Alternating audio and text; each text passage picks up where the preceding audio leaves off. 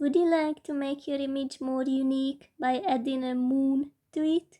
I will show you how to do that easily with PhotoDirector.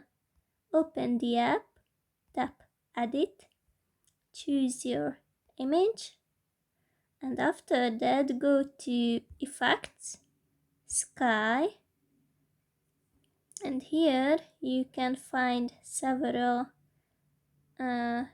type of sky, cloudy, sunset, and so on, but we will choose moon 2 right now, and here for example try this one.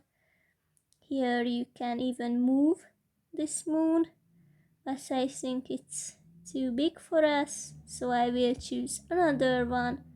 Here we go, I like it better. You can adjust the size as well. And here we go. Just click on the check mark and then do not forget to save your image. That's basically it. Thank you for your kind attention.